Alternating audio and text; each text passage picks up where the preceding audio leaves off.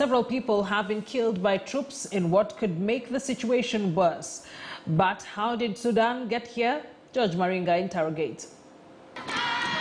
Sudan has once again found itself at crossroads. 1 month after a failed coup attempt, the military arrested Prime Minister Abdallah Hamdok on Monday, along with other civilian members of the transitional government. Sudan was last year touted as making headway in its transition to democracy, with growing momentum towards drafting a new constitution. But long-term success required just more than that, until the events of Monday threw all that into a disarray. It is an unprecedented example of how not to do politics in this region.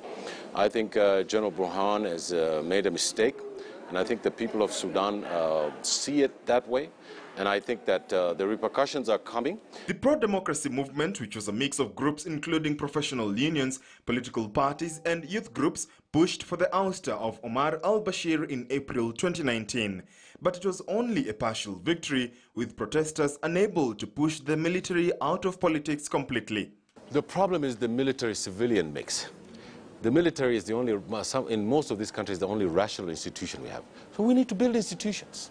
And institutions have to come from the people. Until 2019, Sudan was ruled by Omar al-Bashir, a military officer who led a coup d'etat in 1989 that ousted a democratically elected government. However, since the overthrow of Omar al-Bashir in 2019, a transitional government composed of civilians and military had worked together under the leadership of Prime Minister Abdallah Hamdok to move the country towards elections in 2023. The scars of the war in Darfur nonetheless still haunts Sudan. If the civilian government comes in, the army is going to be held accountable for Darfur, which killed thousands and thousands upon thousands of people. And I think that's the problem. They don't want to be held accountable.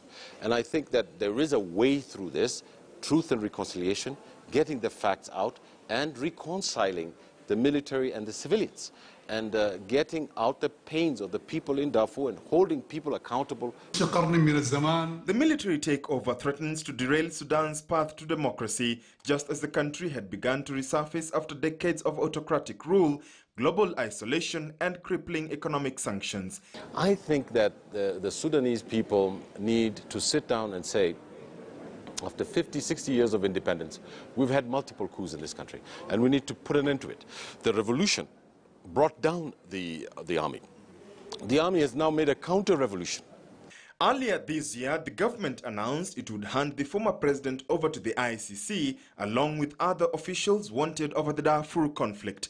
The former president is currently in prison in Sudan. Dr. Hamdok, he sold President Bashir down the river for financial aid and to be taken off the list of terror in Sudan.